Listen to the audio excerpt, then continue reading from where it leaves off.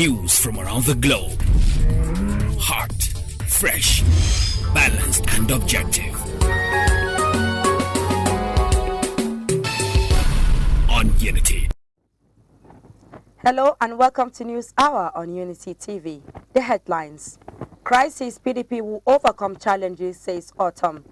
Obasani will be awarded successor, says El-Rufai. Police ban Christmas, New Year street carnivals in Oshun. And international news, Ramaphosa re-elected to lead South Africa's ruling party. And in sports, we will return, Mbappe says, after World Cup lures to Argentina. Those were the headlines. And for details and more of the stories, I am Rukayat Sani Ibrahim. Governor Samuel Autumn of Benue State yesterday assured that the People's Democratic Party, PDP, will overcome the challenges confronting it at the national level.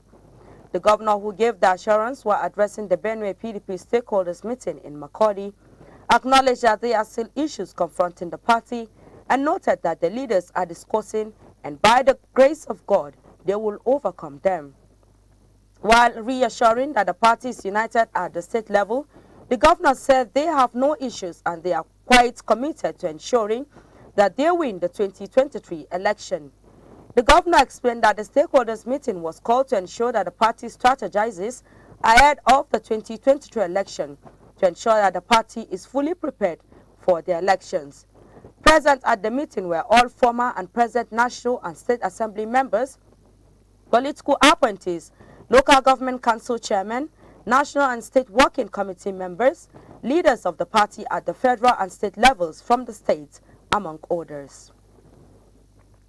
There are indications that the Labour Party may replace Doyin Okupe as the Director General of its 2023 Presidential Campaign Council.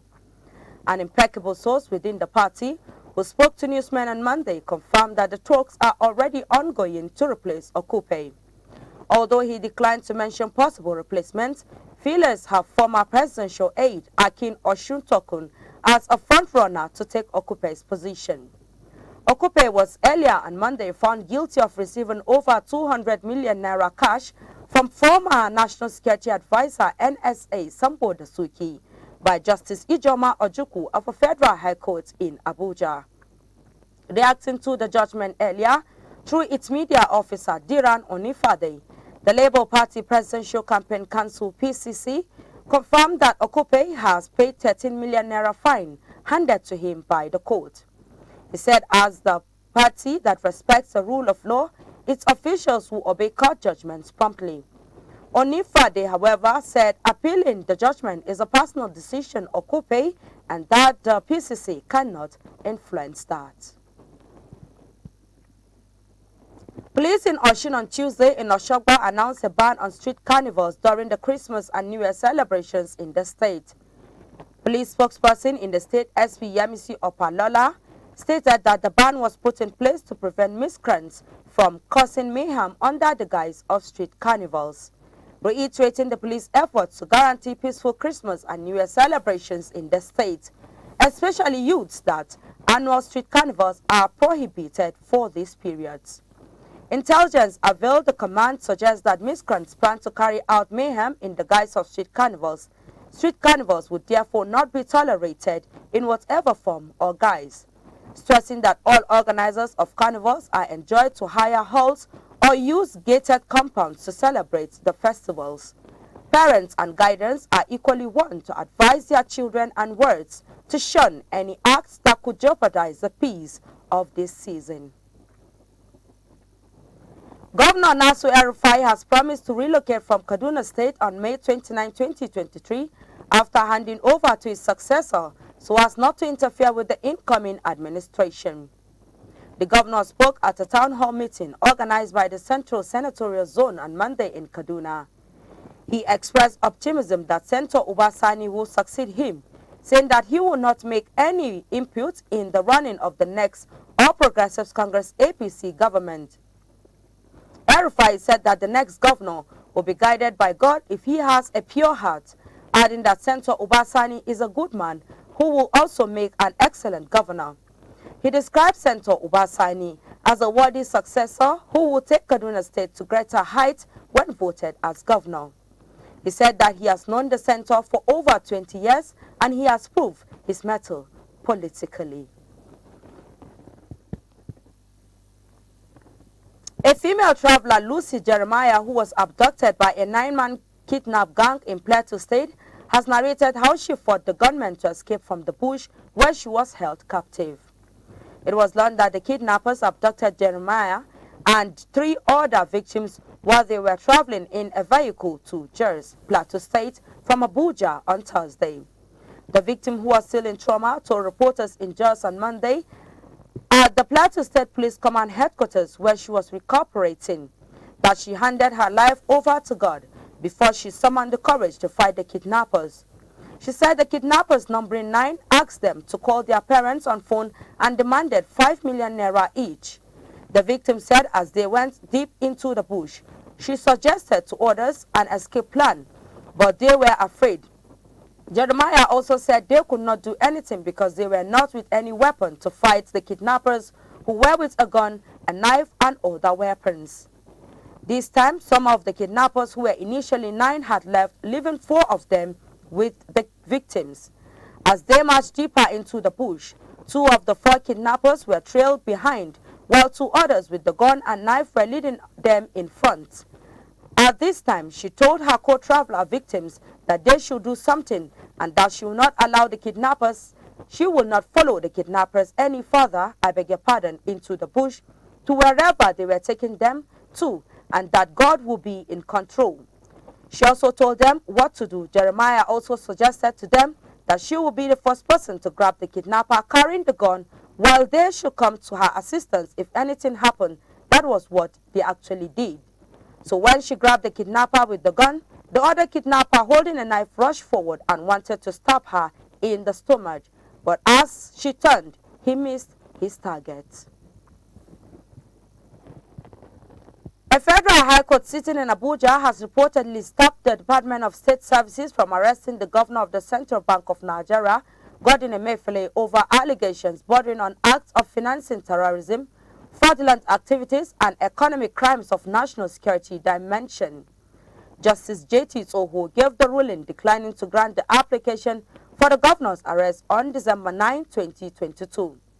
Meanwhile, a coalition of human rights activists, Arewa Youth Consultative Movement, and public interest lawyers operating under the aegis of Coalition of National Interest Defenders and Monday expressed concern over plot by the Department of State Service to move the governor of Central Bank of Nigeria, Godwin Emefiele, for allegedly financing terrorism. They claimed the plan to sack the CBN governor was orchestrated by politicians who were not comfortable with the economic reform policy of the Apex Bank, especially the designation of the Naira notes. Meanwhile, reacting in a release signed by its spokesman Peter Afunanya, the agency said it will not join issues with those protesting the suit filed against the CBN governor, saying they were on a wild goose chase. Military raids involving Air Force officers have claimed the lives of no fewer than 40 bandits in Malele village in the Nsado local government area of Zamfara State. A report seen by newsmen stated that the Air Force, during a series of airstrikes undertaken by the air component of Operation Hadarindaji on December 17, 2022, neutralized the terrorists at their hideouts in the village. Angered by the development, the hoodlums in reprisal led a siege to a military convoy en route to Malele and opened fire. But the report said no life was lost except a lawyer who sustained an injury. However, an indigene of Mutunji village in the Maru local government area of Zamfara State, Musa Abubakar, told newsmen that the bandits killed 10 soldiers whose corpses were taken to a hospital.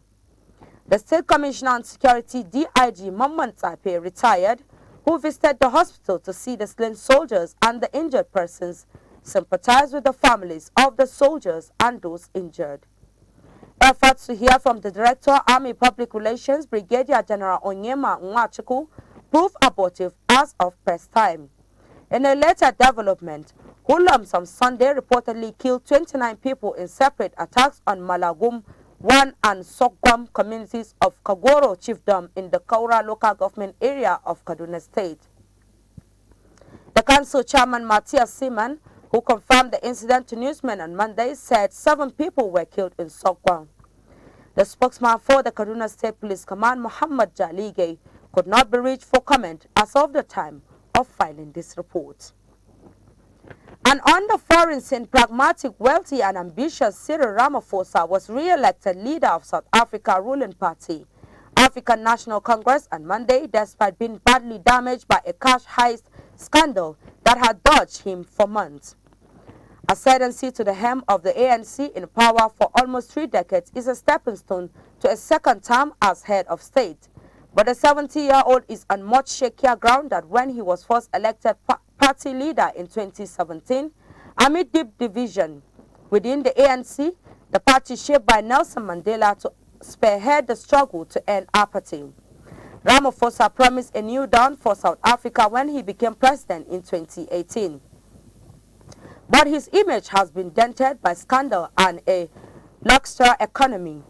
Earlier this month, he survived an opposition-led attempt to open impeachment proceedings against him over accusation he attempted to conceal a burglary at his farmhouse. And in sports, Kylian Mbappe has given hope to millions of France supporters following the national team's loss to Argentina in Sunday's World Cup final in Qatar. Argentina carried the day 4-2 on penalty after 3-3 draw in a dramatic 120 minutes of football that saw Mbappe score a hat-trick, while Paris Saint-Germain teammate Lionel Messi scored a brace for Argentina. With Angel Di Maria scoring the other goal for the South American champions, reacting in a tweet on Monday, Mbappe, who was awarded the Golden Boot after outscoring everyone in the tournament with a total of 8 goals, wrote, "We will return." Missing some key players like Paul Pogba, N'Golo Kante, Karim Benzema, Presnel Kimpembe, through injury, France were bidding to defend the title they won 4 years ago in Russia, but Argentina thwarted that mission with their first title in 36 years.